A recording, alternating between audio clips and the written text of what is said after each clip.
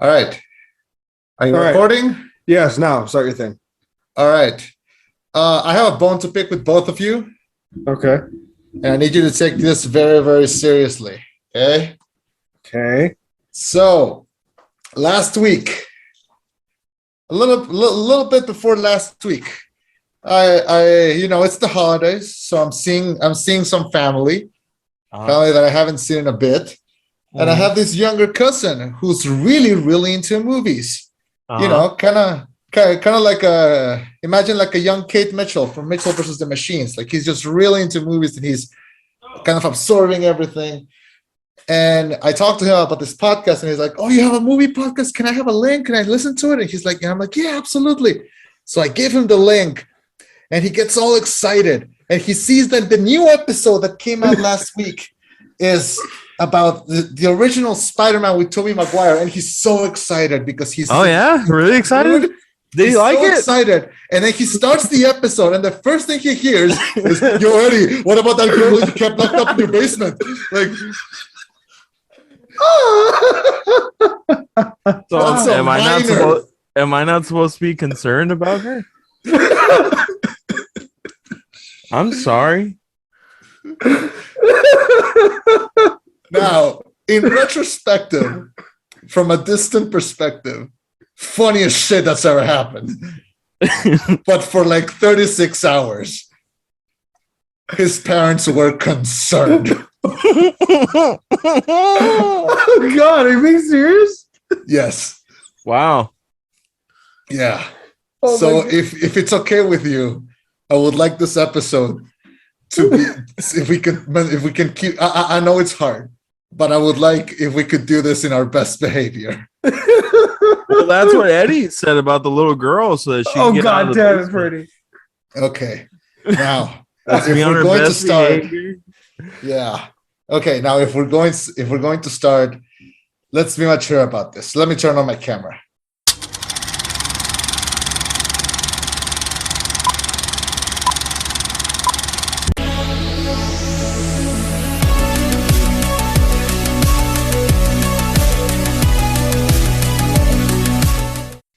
You know, Ferny, I actually was debating on deleting that. I was like, is that too far? Yeah, you know, when I saw you post it, I was like, I wonder if you kept it in. I was debating on it actually. I was like, is that too far? That might be too far. I love you, boo. You know, Ferny, I actually was debating on deleting that. I was like, is that too far? Yeah, you know, when I saw you post it, I was like, I wonder if you kept it in. I was debating on it actually. I was like, is that too far? That might be too far. I love you, boo. You want to say hi? Nikki says, go fuck yourselves. Is that the little girl in the basement? Oh, God damn it, Ferny. Wait, not about you. It's about a fucked up joke we made last week about a little girl in the basement. I love you. Hey, Chema backed out. Are you keeping this part into the podcast? I'm really debating on it, I'll be honest with you. Nah, you'll end up deleting it. Oh, man. I know you're lying. Can you hear me? Yeah. Yep. Okay, so like I was saying, I want you both mature on this one. So let me turn on my camera. And fuck yeah, let's do this. Yeah. Is that Ben Parker from like Into the Spider-Verse? I look like Ned from Homecoming when he puts on the camera, on the mask. God damn it, my face is fat as fuck. Okay, I'm gonna check it out. Fuck is not a very safe word. Hey, everybody, it's Fernando from the Rollback Podcast, and it is Saturday, and we are reviewing, some would say, arguably the biggest movie of the year, Spider-Man: Far From Home. And on a disclaimer note, fuck the internet for trying to ruin this movie by spoiling the shit out of it.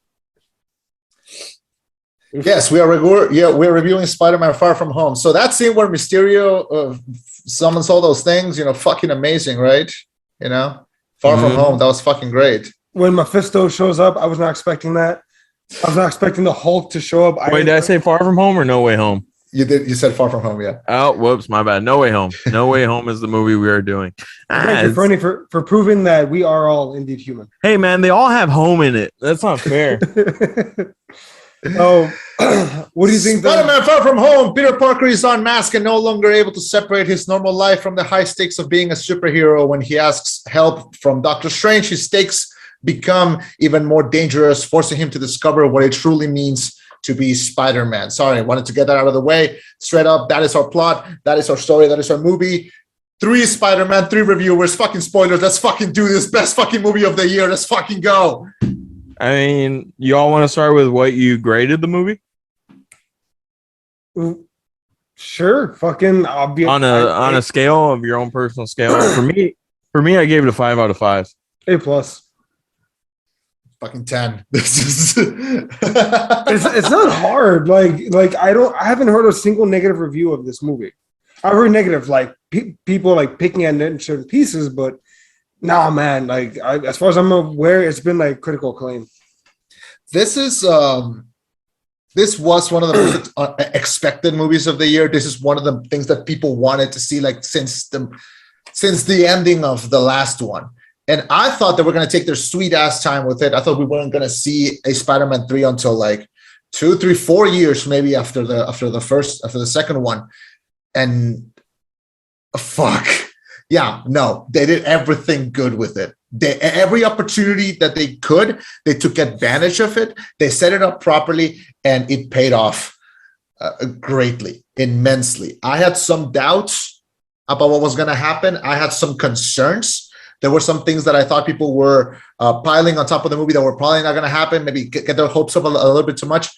Every expectation that was set up was fulfilled, and I don't know about you two, but it was exceeded in my case. Mm-hmm. Well, I texted Eddie right after the movie. I told him this is the movie that I didn't know that I needed, but it was a movie that I loved. Absolutely.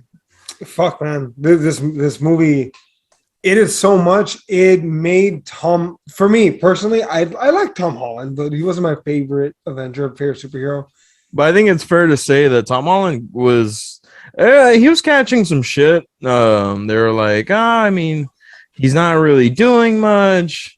One of the biggest gripes about the whole Home trilogy is the fact, like, oh, he uses Tony Stark for everything. Tony Stark this, Tony Stark that. All of his stuff is Tony Stark. But there was actually something that I started to think about after seeing this movie. But Eddie, you finish your thought. I'll say it after yours. No, just that. So before this film, Tom Holland, he was fine as Spider-Man. I was like, yeah, he's fine. You know, to me, he was in the same league as Andrew Garfield. To me, Tobey was still the definitive Spider-Man. After this movie, after the kiss from the Godfathers, after the tragedy that he goes through, you know, the relationships he built, he made the hero's choice. Wait, hold on. Disclaimer note: we're gonna talk about spoilers. Go fuck yourself. You don't know spoilers yet. We haven't said any spoilers so far, but from this point on, there's spoilers. Yeah. All right. And I'm gonna give my big opinion on it right now. Shit. No, so Spider-Man 2 was my favorite, or maybe still is. I don't know right now. My favorite Spider-Man movie because Peter makes. It has you bi-curious now. Very much so. It does. Because Peter makes the hero's decision. He has a taste of the good life where he goes to school. He's talking to MJ. Maybe they might rekindle something. He has a decent paying job. Like he's doing Peter, right? He stopped being Spider-Man. And even though he knew it'd be harder, he went back to being Spider-Man. He made the decision. He made the hard choice, right? In this movie, he does that same thing. He makes the hard choice on a bigger scale. He says, hey, make everyone forget about me, and it'll fix this. At great personal sacrifice, he chose to do that. So replicating that storyline to some degree, also his relationship with Aunt May, which was fucking, I wish we had this relationship for 3 movies because I really loved Aunt May in this movie. Him and Zendaya felt like a real and legit couple, even though they're dating in real life, but you get what I mean. Like, fuck, man, this is a Spider-Man movie I was personally waiting for to star this kid. Like, fuck. Yeah, I love this movie. Like, genuinely. And that's not even including all the cameos and all the fan service. Just from a story perspective, fuck yeah, this is the movie I was waiting for. to answer that whole knack that everyone had with Tom Holland's Spider-Man, that the fact like, oh, it's Tony Stark's tech that he uses all the time, yada yada yada. He's not doing stuff for himself. Have y'all noticed at the end of each of these movies, Tony Stark's tech failed Tom Holland, and he had to use his own wits to succeed. The first movie, he had to use his original suit, the one that he made when being Tony Stark found him, to fight the Vulture. And then the second movie, he had to use his spider sense to beat Mysterio. Absolutely. In this movie, no Tony Stark tech. I think they lock him out at the beginning of the movie when all the shit goes down, because at the scene of the bridge, it says Stark Network not available. Yeah. I forgot about all that. Wow. Yeah, I know. I was coming like after watching the movie, I started thinking about it. I'm like, all the knock that he gets for using Tony Stark's stuff, he doesn't really use Tony Stark's stuff at the big moments. Fair. Yeah. The way I see it, I always found both Homecoming and Far From Home to be smaller scale films for a smaller scale story. Spider-Man was never supposed to be this big Captain America, Thor, like incredibly larger than life character with a great story. He's supposed to be a kid with both teenager problems that end up relating to his superhero lifestyle. He's the only character besides Daredevil who has a secret identity. So when that's compromised, that ends up affecting him a lot. Now, I like the first two because they are smaller movies. And I think a lot of people expected like a Spider-Man 2002 or an Amazing Spider-Man where like he is the center of attention. This Spider-Man is not the center of attention. He is another chapter in a larger story. And that's okay. So I always knew that the first two were building up to something big, and those two were just like, just small taste adventures. They're supposed to be like basically cartoon episodes. So, but I always knew it was gonna go to something bigger. Now, Eddie, you say your favorite was Spider-Man 2. My favorite is still Spider-Man to the Spider-Verse. To me, that is the best movie that's ever been done with Spider-Man. This is a close second. And because a lot of the things that work in that movie are replicated here, but there are only a few things that you can just do in animation that, to me, make that still a better movie. This one, however, it raised all the stakes. It felt more personality. It felt more hurtful. It felt more honest. And there is this the universal truth about Spider-Man is the fact that he's always going to suffer. There's a great speech that he does at the end of the first Spider-Man where he says, no matter what I do, no matter what I say, it is always the ones I love that end up suffering. So that's why he has to cut himself out of everything. That's why he doesn't allow himself to have a relationship. That's why he doesn't allow himself to be close to Aunt May. And all of those stakes end up being raised here and develop the shit out of Tom Holland's Spider-Man in a way that the previous movies, neither Infinity War, Endgame, Civil War, they didn't develop him as much as this. And this is what's going to make him a great Spider-Man. For the people who have played the Spider-Man PS4 game, you know that if you see the ending of this movie and then you play the beginning of that game, it's like that's the same Spider-Man, just a few years later. So, because it literally ends with him in the apartment and the game starts with him in his apartment. He gets the eviction notice. He's like, oh, fuck, gotta go to work.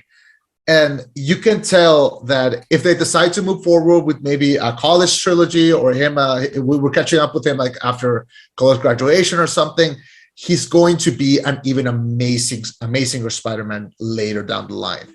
But this was the decisive point. This was the Nexus event.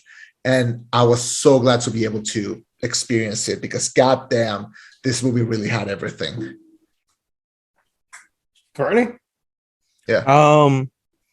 I get Chema and his putting into the Spider-Verse ahead of this movie because I mean animation you can do just so much more as opposed to live action. Live action, you have to deal with actors, you have to deal with their agents, having to pay them a certain amount of money, you have to pay for them to be on sets, all this stuff, stunt doubles, etc.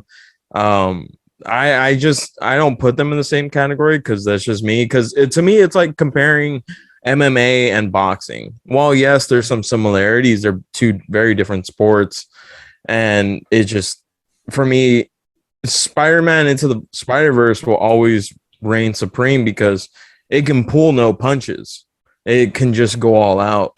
But this movie, for what it's worth and for everything that's happened before it, for them to take what Spider-Man was built off of, especially live action, and just stick it to the wall and have pretty much everything stick. I mean, bravo. I mean, this movie, granted, beforehand, this movie annoyed the shit out of me because everyone was trying to spoil it. More so than Infinity War, more so than Endgame. Everyone was trying to spoil this movie. And luckily, I didn't see anything that was spoiler worthy. I think one of the main things that would have probably spoiled everything is probably Aunt May dying. Being one of the big ones. Green Goblin's new suit that's comic book accurate. Yeah. Fucking shout out to Sony Marvel for doing that revamp and ditching the mask, which I still like the mask. I like the Green Goblin mask, but just being like, look, Willem Dafoe looks like a fucking villain regardless, and he looks like a psychopath. Yeah. Just let him roll. Let him do his work with his face.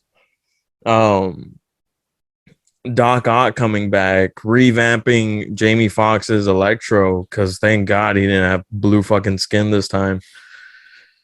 Sandman, I think we could have probably done without. But I think one of the best ways I've seen described, I want to say it was Jeremy Johns, and that's because honestly, I haven't really been seeing eye to eye with Jeremy Johns on a lot of his reviews. I think he just became a bitter old man and he just talks shit about comic movies now. Like he expects something more so than what they are. And it's like, dude, these aren't Oscar bait movies. Like these are comic book movies. They're not going to have the greatest writing. They're not going to have the best storytelling. It's a comic book movie, first and foremost. Like once you accept that going in, you can enjoy the movie. But like I said, I do agree with one thing he said. This was probably the best origin story ever. Because Homecoming, Far From Home, No Way Home pretty much sets up the Spider-Man that we know and love. Yeah. Go ahead. No, I was going to say, we're praising this movie a lot, but let's dive into some specifics about praising. Like, because we were saying how great it was. I want to start with one aspect of the story. Really weird, the event that kind of kicks it all off, because obviously, Mysterio exposed who Peter was and whatnot. Yeah. He went to Doctor Strange for this spell, not necessarily only because his life was getting harder. He was willing to accept that, but because he wanted his friends to get into college. Like, how simple is that? How small is that? That was fucking great. That felt real. Like that felt like he's such a good kid. Like at heart, he's such a good kid, and he's like, I can accept this weight being dropped on my shoulders, but not to them. That's not fair. Yeah, they didn't ask for this. Yeah. No, I just love how it started off like something so minor, so simple, And Doctor Strange, he was like, why don't you just go talk to the fucking admissions board? What's wrong with you? You can appeal. Yeah. That was great. I need to talk about like one thing. So a little bit before that, I had one thing I wanted in this movie. It wasn't the original Spider-Man showing up. It wasn't the original villain showing up. It wasn't the best. I didn't want it the best Spider-Man movie. I had one thing that I was like, if you just grant me this one wish, just like I will not ask for anything else. I wanted to see Charlie Cox as Daredevil again. And that's right. When that fucking scene where you just see the cane and he walks down and he's holding the phone and he just starts like, oh my God, I yelled in my movie theater. I went fucking insane. I was so happy because Daredevil is my favorite superhero. Charlie Cox is my favorite version of him. So the fact that Charlie Cox, Ben Affleck all day. Yo, Affleck was the bomb in Phantoms, yo. I will say that.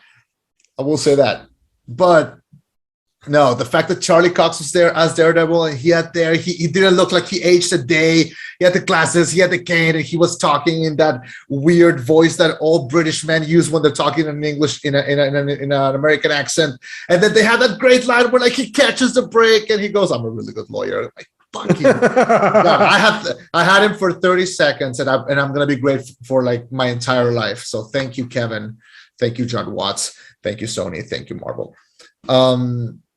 I wish he had been there longer. I wish we had seen like a courtroom scene or something. I didn't care if the movie was longer, just so like being able to see him in action again. What if there's like a 3.5 hour cut of this movie where like they do include like a courtroom like storyline and shit? Release the Watts cut. No, I needed to say that. Like I'm gonna forget if we don't talk about it now. But I was so happy to just see him again.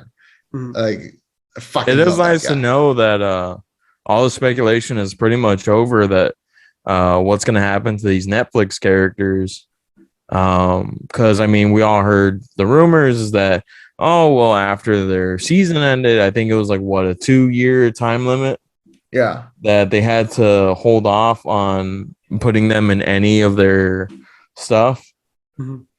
And so we got to see like, oh shit, it's actually true. Like they are bringing some of these characters back. Who knows how many they're going to bring back? Right now, it's still speculation.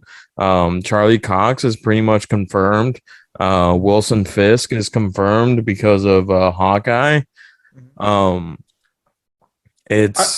believe it is interesting to see like, these Netflix characters might have a second run.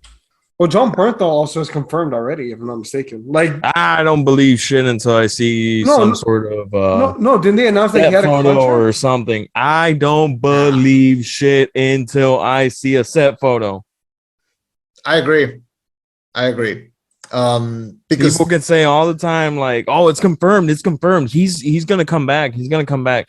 Until I see him on set, I will believe it. All right, well, ladies, I will be back in one moment. But before I go, I was gonna ask you two quick questions. You can find amongst yourselves. Who's the ladies? I'm looking at both y'all. Quick question though, before I go. Do you wish that Daredevil had been in the climax of this film? Go. No. He didn't need to be there. He didn't need to be there. It wasn't a Daredevil movie. He would have been. He would have been the friend on a third wheel date. As a person who has been the friend in the third wheel date, no, yeah, it would have been very uncomfortable. No, I think they used them. Yeah, I think they used them the best that I could. I kind of assumed that if he were to show up, he would have only showed up as Matt Murdock and not as Daredevil. Yeah. And besides, I think it would have confused way more people than it did, because I saw people who were like, who the hell's that guy? Like why are people cheering? Yeah. And I think if they had shown him in the suit that's not the red suit, like if he would have shown up, like the black suit. And people will be like, we're even more confused. No, we gotta go little by little. And I think what they used him for was good. Would I have liked to have seen him more? Yes, but I think what they showed us was good. I did want to say, kind of a little weird to see him next to Jon Favreau, because Jon Favreau was the Foggy Nelson to Ben Affleck. Oh, yeah. I forgot about that. So it's kind of weird that they're both there. But yeah, I just wanted to shout out just that one scene. It was very fan servicey, but I'm a fan, so why should I complain? What'd you think of the first act? And for me, what I consider the first act is the beginning to when Aunt May dies. Okay, so like the first third, yeah. I consider it two halves. Okay. I don't know how your third works. But for me, I consider it two halves. Up until Aunt May dies, and then afterwards is the post Aunt May death, introduction of the previous Spider-Man, and then the plan into going and fighting the villains.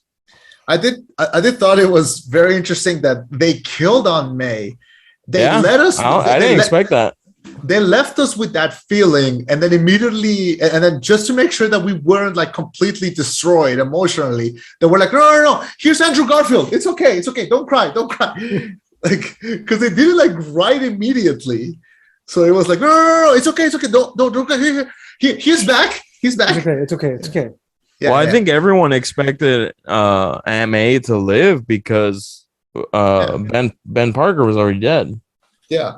I thought when she gets hit, I thought she was dead. But then when she stood up, I thought, okay, no, good, she's alive. But then when she said, with great power comes great responsibility, I'm like, oh, she's dead. She's so gone. She's fucked. Yeah.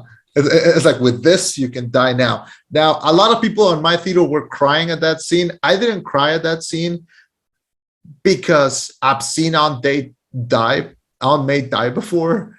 And the death of Aunt May, in spoilers, the Spider-Man PS4 game, it's the saddest death that I've ever seen in my life. So that to me trumps this. But and fuck the Department of Damage Control taking a shot at Peter Parker.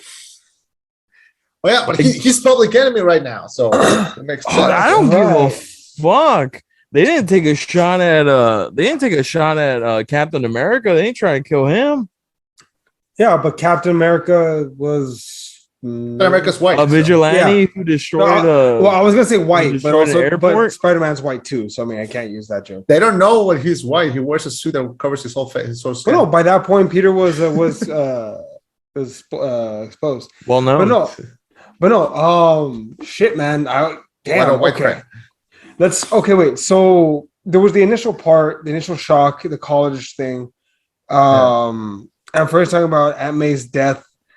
Can we talk about the bridge scene? Introduction of the villains? Yeah. Can we talk about the bridge? Because my theater guys, I didn't mention this. So for me, a big thing about enjoying a movie like this, like a comic book experience in particular, is the crowd. Like Ferny, we saw Endgame together. You remember how molten hot that crowd was. That was the best crowd to watch that movie with. Exactly. So when I went to go watch this, I didn't know if I was surrounded by my fellow nerds. I didn't know who I was surrounded by, like just fucking randos or whatever. No, this crowd was into this movie, like from the fucking get-go. The cheers, the pops, the screaming when Doc Ock shows up, and we all know he was going to show up. But when he appears, awesome. And here's the thing. I did this several times throughout the movie. Whenever something big like that happened, I would turn around for just a few seconds to look at the crowd. And every fucking time, that crowd, I saw grown men, grown women, adults, smiling like little kids, crying like babies, cheering, laughing, just like they forgot everything else that was going on in their lives. And for just like these 2.5 hours, everything was great in the world. Well, think about it, man. Fucking first Spider-Man came out in 2001. We were in the first grade. Yeah. So, but like, that's what I mean. Like the crowd that I saw this with were so into it. And I think that played a big part. We knew Doc Ock was going to be in this if you watched the fucking trailer, and they still went ape shit when he did. And then Green Goblin's appearance, they went ape shit. Granted, we all kind of booed when they blue balled us and pulled Peter away, but still. I knew that we were gonna have him for like the rest of the movie, so I was good. And speaking of the villains, let's run through them. I want to talk about Willem Dafoe because I fucking love fucks with Willem Dafoe. He's one of my favorite actors. He's so charismatic. He's so expressive. He's fucking amazing. And for like half of the movie, we don't have Willem Dafoe. We have Willem the friend because he's good. And then for the other half of the movie, we have Willem the villain. And oh my God. That scene in Ratatouille where like at the end, the critic eats the food and he regresses to his childhood. That was me when I heard Willem Dafoe cackling. Like it was fucking beautiful, man. And oh God, just the fact that they let him do his stunts and the fact that I once saw an interview when he was talking about how when he was making the first Spider-Man, he would use fake teeth when he was Norman Osborn, but when he would like jump into the persona of the Green Goblin, he would use his real teeth. And that it was something super subtle, but that will change his face a lot. And I thought and the fact that they did it again here was really great. Really small detail, but that really works. The fact that he stayed in shape this whole time, I think, also helped because I know they had to digitally DH Molina, but not for Defoe. Defoe is just there. So I like him. I like Molina. Jamie Foxx, I wasn't a huge fan. I think he was fine here. I thought they did him justice because I hated Electro and Amazing Spider-Man 2. He was like a super needy guy who was like obsessed with people being his friend. And this one, I thought he was way better. He was pretty much just allow me to reintroduce myself. And then let's talk about the bench warmers of the movie. Sandman and fucking Lizard, who, well, still decent villains. Let's be honest, they're just kind of there to pad the roster. Not really there to do much. Were you guys surprised that Lizard gave Doctor Strange so much trouble? I was. No, I'm not surprised because he's not expecting a fucking lizard to attack him. I don't know, man. I feel like Doctor Strange can take on Thanos with relative ease. Like he can like go toe to toe with him. The Lizard getting the best of him? I don't know. The things that you underestimate are sometimes the things that fuck you up the most. That's a fair point. I've never learned that in physical. That's how Spider-Man trapped Doctor Strange in the mirror dimension. That's a fair fucking point. math. Exactly. Oh my God. The part where he like the spider sense keeps working and it won't let Doctor Strange grab the relic. I fucking love that. Oh yeah. that was so comic booky. Like that specific scene was. I remember. Go ahead. I remember that was a fan theory. The part where like Strange does two portals and Peter grabs himself with web, and he's hanging there in that mirror dimension. Mm-hmm. And one of the fan theories was like, "Who's grabbing Peter? Obviously, dipshit. He's grabbing himself with his web." Because Doctor Strange made two portals so that he could web himself. Man, whoever does the effects or like the stunt choreography for Doctor Strange is a fucking genius because they think in 4-dimension. Mm-hmm. Yeah. Really cool. So that's the villains. Can we talk about Ned and MJ, who are the supporting players and really like what keeps Peter grounded? I like the both of them. I think this is the movie where the both of them got to really, really shine because you can feel the evolution from the past two movies. And I don't know, I ended up really liking them in this one. Did you all catch the subtle little tidbit during the interrogation where they call MJ Michelle Jones Watson? Yeah. Yeah. That was cool. That was kind of cool. I like how she's kind of like a representation of an MJ, of a Mary Jane, but not exactly. She's kind of like what Joseph Gordon-Levitt is at the end of The Dark Knight Rises when they call him Robin. Gay. Yeah, it's kind of like that. It's kind of similar. They should have just called him Dick or Richard. Like your first name, Richard. Yeah, that would have worked. I would have kept that. That would have worked too, yeah. Less people would have caught it, but yeah. Just to outright call him Robin, I'm like, get the fuck out of here. No, it was Christopher Nolan. He was clever. He was being smart. No, he wasn't. That was the most lazy way to throw in an extra character. I have my own gripes with that movie. That's for probably possibly the worst death scene in the history of death scenes. Yep. Talia, yeah. Talia Ghul, yeah, fake as shit. But the part when fucking what's his name? Bane. The part with Bane is knitting, fucking classic. Love him. Tom Hardy deserves everything. In the dark. Yeah. You was simply molded by it. Let's talk about Spider-Man a little more. Yeah. But MJ, I really liked in this movie. I thought she completely leveled up from the second movie. Because I mean, the first movie, she was just kind of like the weird girl who had a crush on Peter that, I mean, anyone with eyes can fucking tell. But in the second movie, she elevated to the weird girl that still has a crush on Peter, but they're kind of flirting with each other. Mm-hmm. And then third movie, they're just full on out boyfriend and girlfriend, and her role as being the love interest. I thought they had great chemistry together. Oh, did anyone else break down crying, laughing when they had that funny scene where like she's trying to get Peter out of his costume? And he's like, "Oh God!" He's like, "Oh, it won't come off, or get out, or whatever." At the start, yeah. And then Amy opens, "Oh God, just practice safe sex," and closes the door.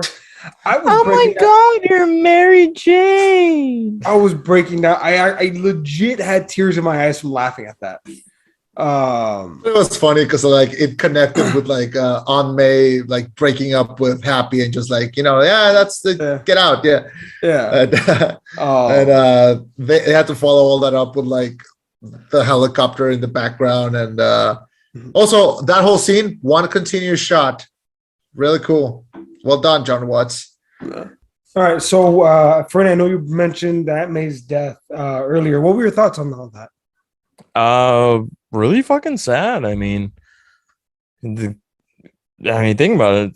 This Spider-Man, this is the last person he has as a parental figure.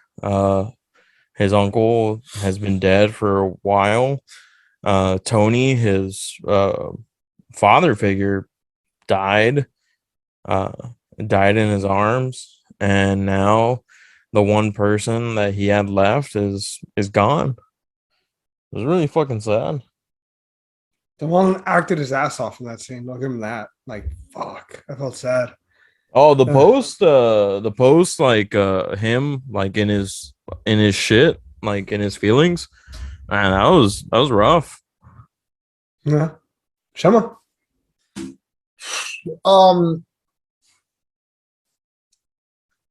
So a common criticism that I hear a lot is that this Spider-Man is not like, he hasn't been through enough stuff, but that's because we haven't seen it, because they purposely didn't show it to us. They didn't show us Uncle Ben dying because we've seen it a million times. We have seen him lose Tony Stark. We have seen him lose people, but by near the end of Spider-Man Far From Home, he's happy. He's Spider-Man. He's won. He beat his villain. He's back at home. He's with the girl of his dream. He has his friend. He has his aunt. He has a possible future. And then slowly, one by one, all of those things are taken away away from him.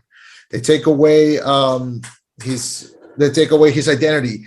They're pretty much taking away his personal life. They're taking away his aunt. Is the final thing that's going to cement him as Spider-Man. Spider-Man surrounded by loss his entire time. So it needed to be done tastefully, and it needed to be done in a way that was worth it. So he needed to avenge her. And they did it in the best way possible. I think we'll talk about it more when we get to the end, to the big climax. But I think the death was done correctly. I think it was done tastefully. Very tragic by what happens at the end. If you see something, a little detail is that when you see her tombstone, her grave, it doesn't say beloved aunt, because everyone forgot about him. So yeah, it just has like her dates and a quote. It should say beloved aunt, but not anymore. So yeah, it's tragic. but it's good tragedy. It's good drama. So, yeah, good stuff, man. Real good stuff. Does anyone else think that there was no Uncle Ben in this universe? I think there was. There in the suitcase and Far From Home, it says B. Parker. Oh, you know what? Fair enough. My bad. I forgot about that. Stupid. Well, no, because at the grave, I was like, wait a second. They never actually mentioned him. I forgot about that fucking tidbit because it's been forever. And then I also noticed that when they buried Aunt May, it just said Aunt May. There was no Ben Parker next to her. Like maybe Uncle Ben smacked around Aunt May a couple times. Maybe they didn't have the greatest relationship. But you didn't think about that, huh? Did you? No, I didn't. Because the original Uncle Ben. Maybe Uncle Ben liked the bottle a little too much. Chema's face right now. This is why my cousin is banned from listening to the show. Is he actually banned from listening to the show? His parents hate me right now. Chema's aunt and uncle, for what it's worth, he's the good one of the show. The fuck does that matter? They don't speak English. All I know is curse words. So your words mean nothing. Anyway, point is, I thought her death was done tastefully and the best way that they could have done it. I'm gonna miss her in the MCU, but I mean, just the fact that they repurposed Goblin and used him to be, I mean, I think it's fair to say he's the main antagonist in this movie. Yeah. To be the fucking murderer of Aunt May in this movie, and Willem Dafoe, the fact that they were just like, nix the mask. We're gonna use his facial expressions. Because prior to that scene where she dies, it's the whole Peter wants to fix the villains.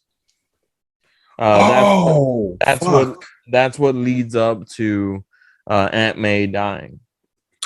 It's the whole Peter wants to fix the villains. We see a little taste of it.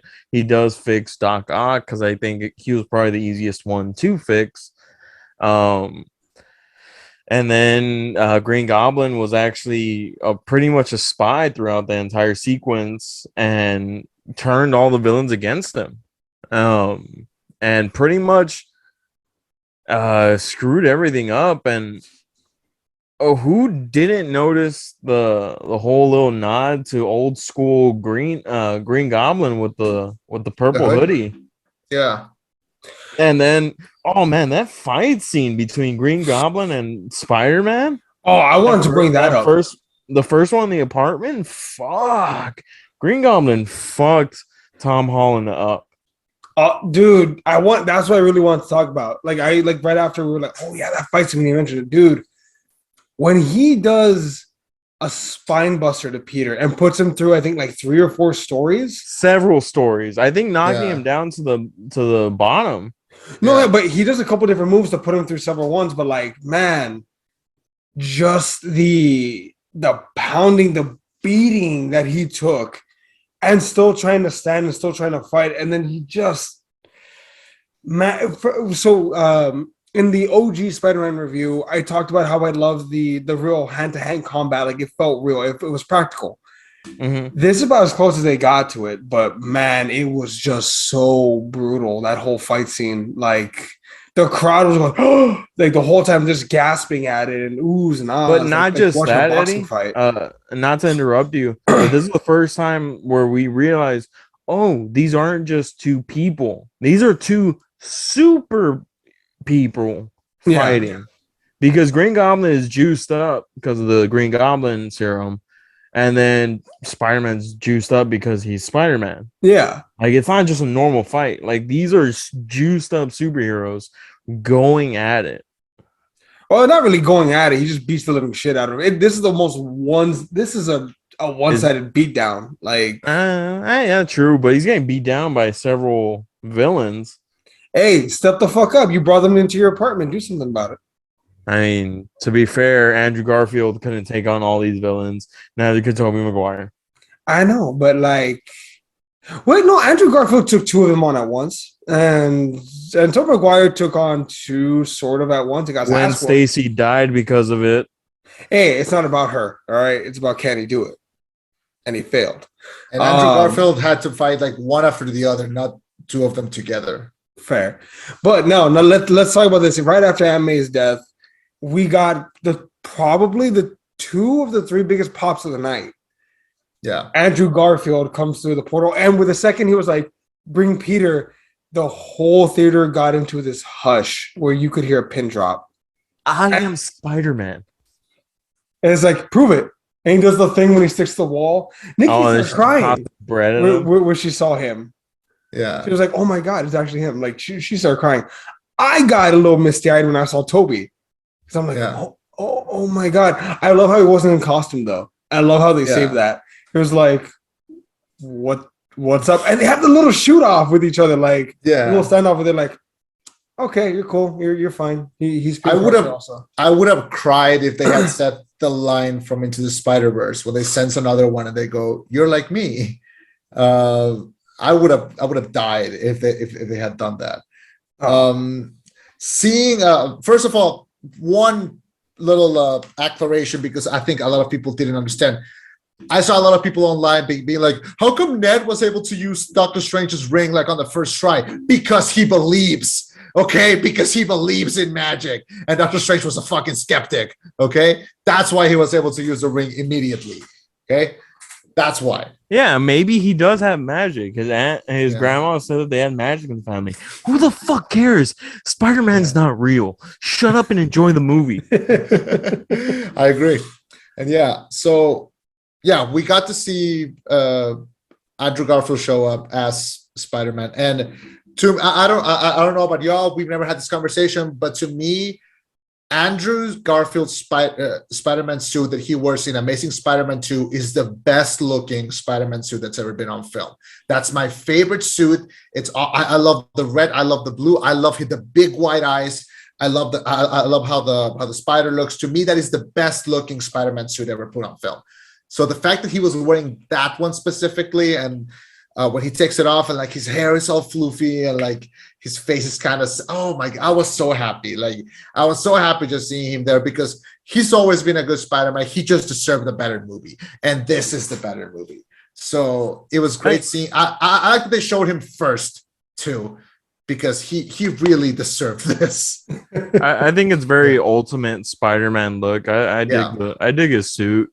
If I had to say a favorite, to be honest, I really do like the Stark suit from Civil War Homecoming, because it's very comic booky.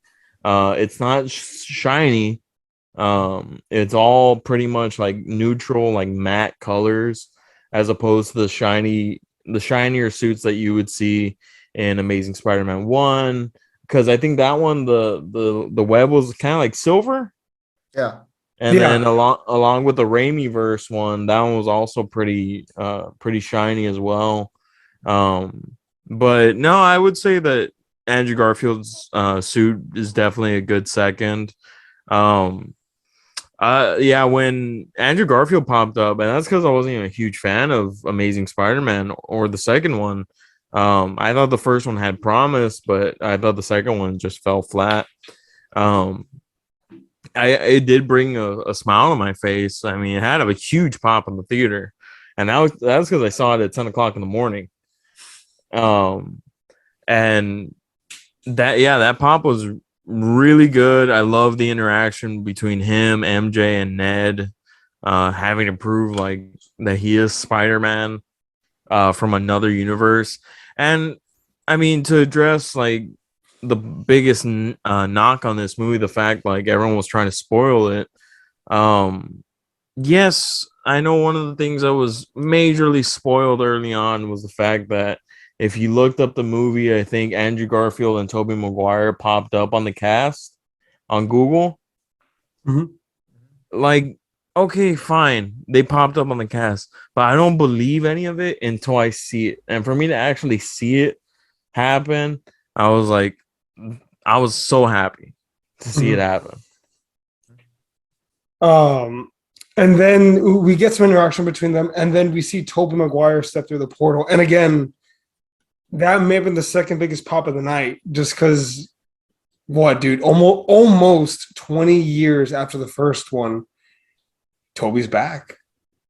Yeah, that one I had a way bigger smile because when we were in the first grade when that one came out, I had remember lied to my parents because I had gotten in trouble in school that day. And you know, back in the day, they would send you home with a folder that you had to get signed. Yeah. I hid that until after the movie. I got my ass whipped after the movie, but I still got to see the movie. Oh, see, my first interaction with Spider-Man was I grew up with there was a cartoon, the 90s cartoon, and then also there was the 90s cartoon, and then also there was another one called Spider-Man and His Amazing Friends, and it's him. Oh, the one with Iceman and the chick. Yeah, with Iceman and Firestar. Yeah, and that was really short. That one was really short, but I remember I grew up with those two, and then I saw the first movie.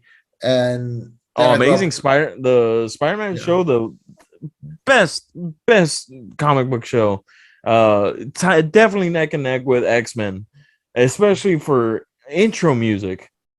Oh, that retro 90s intro definitely really fucking brings a nice smile to my face. Yeah. Did you saw that the voice actor from that Spider-Man is gonna be in Into the Spider-Verse too? Is he? Yeah. Fuck yeah, that's awesome. Yeah, so I grew up with those, and then I saw the Tobey Maguire one. So of course I have all the nostalgia for him. And I don't know about YouTube, but I genuinely did not believe that they were gonna be in the movie. I was not spoiled, but I did not believe that they were in the movie. I was like, nah, it's too far. Like they've increasingly denied it in interviews. I'm like, they're not going to be in it, and people are going to go insane because they're not in it, even though they've never promised us that they're going to be in it. I felt so bad for Andrew Garfield because he's out there promoting Tick Tick Boom, and all the questions were about Spider-Man. Like, it was awful.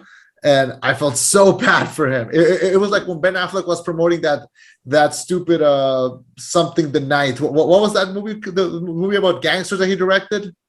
Remember that movie? Into the Night or something like that? I can't remember, but yeah, it's Something Night. Yeah, nobody cared about that movie because the entire time that he was promoting it, everyone just asked him about Batman. And he ended up dropping out of that. It was so sad. For me, I was just like, oh man, I hope they are in this movie. I thought it was at most going to be a cameo. That's it. Honestly, man, I was worried. My gut told me that they're in it. Like, the money's there, they're going to be in it. What I was more worried about, that they were only going to appear in the third act to help save the day. And when I saw Endgame and Captain Marvel showed up and blasted through the ship, I just remember thinking, she better not get the fucking win. Like, no, this is not her win. This is not. Someone cannot appear in the third act at the last minute and get the win. That's not how it works. That's not okay. And I was worried about that happening in this movie with Andrew and Tobey appearing and them being like, all right, let's get this win. No, there were moments beforehand. There was character interaction. That heart-to-heart where Tobey and Andrew were talking to Tom. And folks, we can't call them all Spider-Man, so we're just going to refer to them by the actors' names. Peter 1, Peter 2, Peter 3. No, we don't do it like that. Where Andrew tells him, like, I was just bitter and I was mad and I stopped throwing my punches and I just don't want you to be like that. I don't want you to be like me. That stuck me in the heart. When Tobey is reaching out and saying, like, you know, when my Uncle Ben died, you know, I wanted the man who hurt him to die, and I got my wish that night, but it didn't make me feel better. Like, these two older men who are in a different stage of their life than this kid. Tobey, I'm pretty sure, is a father. I want to say Andrew is probably in his mid-20s, well beyond where Spider-Man is at this point. Like, just telling him their regrets, what they've gone through, trying to be, I guess, like, father figure, older brother figure to this kid who has no family. You know, it just, that heart to heart, like, meant the world. That interaction and the interaction in the classroom meant the world to me, because that gave us those moments. Plus, they were all written the way they were in their movies. Tobey Maguire Spider-Man had the same vocabulary and the same delivery that he did in the in his movies. Remember, we're gonna cure some ass. Like, come on, Yeah. like cure some, but like that's him. He's a dork. Andrew Garfield was a little more quippy, a little more snappy. Like he was joking with Ned and MJ. Oh, like the whole bread part, like Yeah. like Yeah. does your tingle thing not work? He's awkward. He's kind of a dork. Yeah. He translated that into this. Yeah. Exactly. Like all those interactions were money for me. Like that was icing on the cake. And I just love that. I wanted to get that out. I don't know if you guys feel the same or how y'all feel about that. Oh, I I adored loved it. Yeah, I loved that part. And then just like the whole where they're developing the cures, we get to see the banter between Peters, between Andrew Garfield and Tobey Maguire. And there's that nice little tidbit that I don't know if you all caught where Ned asks Toby's Peter, he's like, "Do you have a best friend in your world?" And he's like, "I do." Or he's like, "I did. I held him in my arms as he died after he tried to kill me." And Ned just kind of backs off. And then he tells Peter, Tom Holland, he's like, "I promise I'll never turn into a supervillain and try to kill you." And for those of you who don't know, Ned Leeds, that name in the comic books is the name of the Hobgoblin. Yeah. Well, you know what I thought would have been hilarious if he had gone to the other Peter, to Andrew, and had been like, "What happened to your best friend?" He's like, Turn into a deranged elf and try to kill me. "Yeah." I thought that would have been funny. Yeah. Then he just goes and he's like, "Peter, yeah, Ned," hugs him. I like that scene where like Ned walks in and he goes, "Peter," and they're like, "Yeah." I was like, "No, Peter Parker." Yeah, that's the and then they do the whole finger pointing thing. They did the pointing thing. Him, me, him. It's like we're still up Peter Parker. Yeah, no, that I thought was great. I like how even though they are the same, they still have their subtle little differences. I like how when Holland says the "we great power" and then Maguire finishes it with like "great responsibility." Goes, "How do you know that?" It's like, "My Uncle Ben said it." Like, I lost him. And then Garfield also goes like, "My Uncle Ben like said something similar." Well, he doesn't say it, but like he says, "Uncle Ben says it." Well, his Uncle Ben said it a little different, but his Uncle Ben was busy being the best fictional president that's ever lived. There's something really cool about the interaction, and I like that they gave them time to, hang out as both Peter Parkers and as Spider-Man. Yeah. So I thought that was really cool because when we finally get to see them in action, I like that they also got a chance to like show their age. I adore that scene where like the like stretching, and it's like, "Do you want me to crack it?" It's like, "Oh fuck yeah!" Like, "Yeah, crack my back." I've never had anyone that will crack my back. Well, no, he's not like, no one's ever strong enough to crack my back, because fucking superhero. Oh yeah. Oh, and then there's universes, they're by themselves. We get to see that nice little tidbit where Tom Holland's like, "I'm not gonna brag, but I kind of am. I'm in the Avengers," and they're like, "Oh, that's awesome. What's that? Is that like a band? Yeah. Oh, I love that. Are you in a band?" Like little shit like that, dude, made it all so much better. And then we got to see the stumbles because they're not used to working together. Team, yeah. They get so they have to like coordinate. Yeah. They get nacked. One of them gets like taken down. They're just like, "This isn't working. We need to be a team. Okay, follow each other. Trust your tingle. Let's go." And that scene where they're running, and when they jump and they swing together. Yeah. That one gave me such a feeling of nostalgia and happiness. And then when they all land together, I was like, that's it. Like, this is a perfect movie for me. Like, they would have had to do something really stupid at the end for me to be like, "This movie sucks." Yeah. What if they had killed Toby and Andrew? Would you have been like, "This movie sucks"? I would have been like, "That's a great way to tie up those loose ends." Oh, fuck. That's what they are, loose ends. I need to like point something out since we are in the subject. So Tobey Maguire got 3 movies. This is Tom Holland's 5th, 6th movie. Technically 3rd, but yeah. I mean 6 if we include Civil, Infinity, and Endgame. Yeah. Andrew Garfield only got 2 movies. And I like how I think it was a little wink to the audience. First, we have this really sweet scene where Andrew Garfield tells Maguire, it's like, I always wanted brothers. And that was kind of a really sweet scene. Oh, and they're talking about like the villains, like who's the coolest villain that you fought. Yeah, and then he tells him, he doesn't like, man, I've never fought an alien. I feel like I'm the worst He's one. like, I'm lame. Yeah, and then Maguire's like, no, you are amazing. No, you are amazing. Like super real. Like, don't you say that about yourself. Yeah. I do love how they address the whole fact that Toby has organic web shooters. Also, while they have to create their own, and he's just like, "Are you making fun of me? I don't want to like impose, but like we have to make our own." Yeah. No, but like also the part where he's like, "Are you guys making fun of me?" And he's like, "No, like, dude, that's legit awesome. Like, how do you do it?" Like the nerdiness and the dorkiness of that was awesome. I liked all that. And then their very human moment and interactions with each other. Like you can tell Toby's a dad, man. Like the way he's acting with these two. And then Andrew's like, the edgy teenager and shit. Just God, fucking, it was great. Yeah. I love also when they're about to jump and swing and Andrew goes like, I love you guys. And the other two are like, thank you.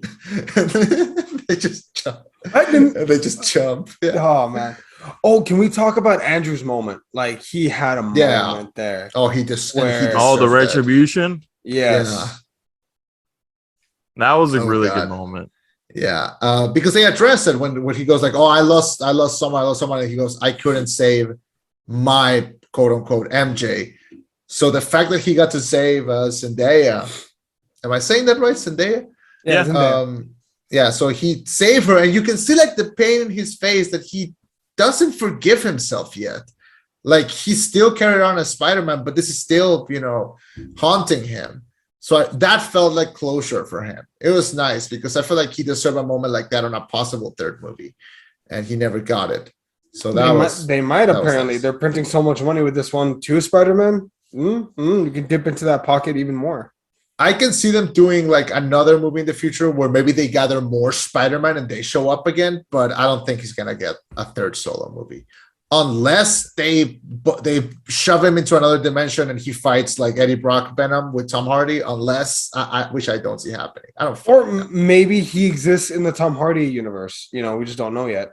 Maybe. Well, we're jumping ahead, but okay. So that like 3-on-3 fight scene is fucking awesome. The crowd went ape shit. That was the biggest pop actually when all three of them were swinging around after they had the plan, and they were slowly curing and getting all these guys done one at a time. MJ gets saved, and then we have what might be the climax of the climax, where Tom fights Green Goblin. And. Fuck. Just chef's kiss on that one. Like great moment. Oh, for me, what sold that whole part was the revamp of Green Goblin's suit. Just the fact that they gave him the purple cloak, they gave him the real battle worn armor. I was like, oh, he looks the goggles. He looks so good. God. And also how good does he look? Just Willem Dafoe looks fucking like cool, and like the fact that his voice and like his face can match that level of insanity, I thought was great because he's fucking evil. Like I don't know about y'all, but my theater they were ready to fucking kill a bitch when he stabs Tobey Maguire. Yes. Like people were ready to like start fighting with the people at the concession crew. Like it was fucking insane. And thank God he didn't die. I love how he even addresses it's like, I've been stabbed before, like whatever. Yeah. But no, the scene where he Tom Holland just beats the shit out of Green Goblin, he's just going at him. Then we see Andrew and Toby like look concerned at each other, like, should we step in? Should we let him make this mistake? Like, what should we do? And he's about to kill him. I think Toby stepping in was the best choice. No, I agree. Well, okay, he gave him that like almost like he stared at him for a long time, and I couldn't tell if it was I'm disappointed in you look. We need to be better than this look, or you can't do this look, or you need to be like. I couldn't tell what he was trying to translate, but he was trying to tell him something with just his eyes. I felt like it was like, hey, this will not bring you any closure. This will not bring you any kind of peace. Mhm. Like, I feel like that's what he was trying to address, because that's the same thing that he told them, like at the top of the school. Andrew coming in from the side and like webbing like them away was also pretty good. But yeah, Willem Dafoe pretty much just shows up in this movie. It just like grabs Tom Holland and is like, "You will be developed and you're gonna like it." Like it's, he was just he did it. He did it wonderfully. Fuck, man, just and then we have to talk about how this whole thing ends, like the Doctor Strange spell. Which when the cracks in the dimension started showing up, do you guys see who were in the? I saw because I saw Rhino. Yeah, I saw Rhino. I think I saw Craven. I saw Scorpion. And I saw Scorpion. Alicia Harding, is that her name? Felicia Harding. Black Cat. Felicia Harding. Black Cat. Oh, you saw Black Cat? I didn't see Black Cat. Yeah, I didn't see Black Cat. I think I only saw Rhino. I think Eddie's lying. Well, I think it's possible. no. Well, yeah, what's Black Cat? Unless there's another cat themed. Nah, I don't know. But no, okay. So all that happens, and then fucking we get the moment where he says, you know, make everyone forget. Fucking Tom sacrifices himself and says, "Hey, like, call it. You know, make everyone forget me." Dude, And- that whole fucking sequence of him, and then you can even tell Doctor Strange wasn't cool about it. About him saying, like, I want you to make everyone forget who Peter Parker is. Yeah. He just wanted to. Like, that whole thing, sequence yeah. was fucking sad. Mhm. And he even says, like, you know, you can call. He says, "Thank you, Dr. Strange," or "Thank you, sir." And he's like, "Call me Steven." Like, Yeah. one last, like, we're good, kid moment. Yeah. Well, this is the last time that they're probably going to, you know, see each other face to face. So yeah. How does this affect the future or the past of the MCU? I think everything that he has done so far, people will remember him as Spider-Man, but not as Peter Parker. So probably the rest of the Avengers still remember him as Spider-Man, but not as Peter Parker. And I think that's fine. I don't think it erases anything or like. Yeah, because I wanted to talk about that too. Like, see, and for me, what I was getting from that ending was, is this Spider-Man's exit from the MCU? Nah. No, fuck no. Dude, Yeah, they're I setting would him up to hope another not. trilogy. Nah, they're gonna keep him around. I think eventually we're gonna have, this is my supposed thing. I think we're gonna have like a Young Avengers thing with him, Yelena, Kate Bishop, maybe Miss Marvel. Yeah, I think we're gonna have probably Miles Morales. I think we're gonna have like a Young Avengers eventually, not right now, but I think we're just gonna Shang-Chi. I think we're just gonna be introducing like a little bit more characters or explore, because the universe is becoming quite vast. So I think he's going to become a friendly neighborhood Spider-Man, that he's just an independent now. Eventually probably becoming the Spider-Man from the PS4 game. I think that's where he's heading. What's gonna show up? He's probably gonna go to college. He's probably gonna try to balance that double life now. Probably easier now, since now nobody knows who he is. Will he meet again with Zendaya and with Ned? Maybe, Yes. maybe not. Yes. Maybe they're gonna introduce Gwen Stacy, and that'll entertain him for a bit. Maybe Felicia Hardy will show up. I don't know. An actual Mary Jane? Maybe an actual Mary Jane. Maybe he'll finally, maybe he'll show up first day of class, and his professor's going to be Kurt Connors, and he's going to be like, "God damn it, no," and he's going to like leave. That would be hilarious. I would love that. I would actually love that. Yeah, or something like that. I don't know. Like, there's really a lot that they could do, and I'm okay with waiting, because this wasn't this. I finished the movie. I came home and I started the PS4 game again because I needed more Spider-Man. I rewatched Spider-Verse, and I kept needing like more, but I'm fulfilled with this. I'm happy with this. I'm happy to wait 1-2 years until we see Spider-Man again. You know, it's been a minute since I've wanted to rewatch an MCU movie like immediately as soon as I finish it. I didn't feel the need to rewatch Black Widow as soon as it was over. I didn't feel the need to rewatch Shang-Chi, I'm sorry, or the Eternals immediately after. I can't wait to see into the No Way Home again. I can't wait. I agree. I'm already looking for like tickets to like another viewing because it's fucking amazing. Ferny? Well, I've seen it twice. I'm good with watching it twice. Cool. I think if you watch it more than once, especially super early on, it's gonna dilute the experience. But watching it twice, I mean, I loved it both times. There really nothing changed, especially about my views about it. But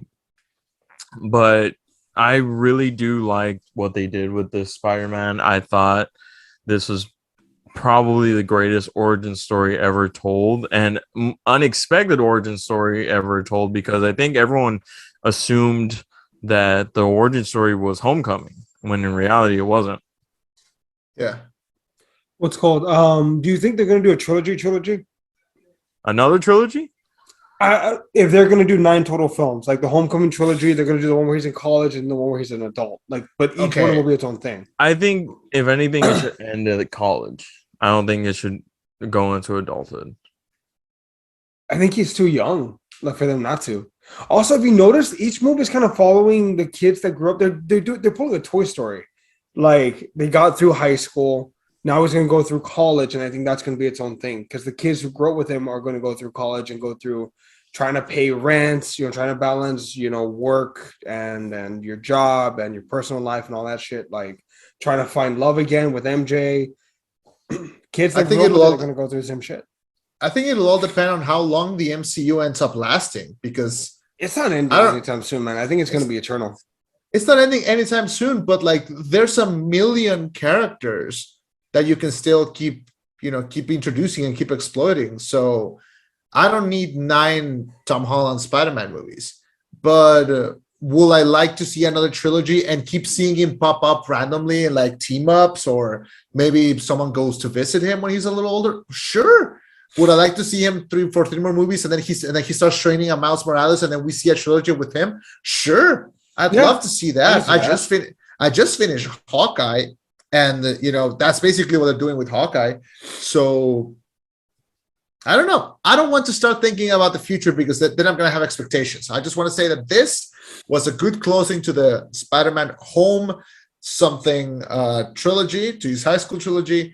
Tom Holland has established himself as a really good Spider-Man. This is the first time that, like, physically in his face and his hair, I finally started to see him as I see Spider-Man in like a comic book or a cartoon or that really weird MTV 3D show that they had. I forgot about that one. It's a really weird blip of an animation. But yeah, I like this one, and I'm really glad I saw it. I'm really glad it happened. It expanded the MCU, expanded the character, and gave us a great Spider-Man story. That's all this movie needed to be, a good Spider-Man story. And I think it succeeded. I know we already said ratings, but my final thoughts is that this was fucking great. I thought it was amazing. I thought it was fun, explosive. I can't wait to see it again. I thought the performances were top-notch. It was fan servicing when it needed to be. And shit, probably it's cracking near my top of my favorite MCU movies. This was awesome. 10 out of 10. Ferny? I agree. I mean, I think I've been pretty vocal about my feelings of this movie. I feel like if I keep talking, I'm just going to repeat the same thing over and over again. But for me, 5 out of 5. This is a movie I never thought that I needed, but it was a movie that I very much needed. It serviced everything that I could ever want in a movie that I didn't even know that I could ever get. I think that's the better way to phrase it, because I don't think any of us ever expected for Andrew, Toby, and Tom to ever share a screen together. But I give this movie 5 out of 5. Definitely one of the best Marvel movies. Definitely one of the best superhero movies in general. Agreed. I share the same opinion, gentlemen. I I think because of that nostalgia, I think because like no one ever fucking thought that we were gonna get Andrew Garfield and Tobey Maguire in the same movie with Tom Holland. I think that pushes over the edge. This might be the best MCU movie. This might even be one of the best superhero movies of all time. Maybe. But A+ on my scale.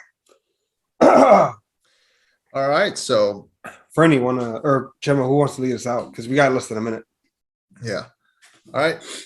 Thank you so much for joining us. If you'd like to hear more about our thoughts on movies, you can check out a lot of our reviews. They're available on YouTube, Spotify, and iTunes, and wherever else you may be able to find a podcast. If you find us rambling down the street, that's probably us. This was The Rollback.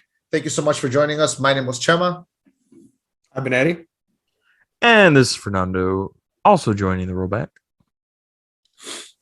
And we will see you on the next one, which I think we'll see. We'll see how that goes. If we don't get to release another episode, Merry Christmas, Happy New Year, happy whatever it is you celebrate. Happy holidays from The Rollback. Let's cut it.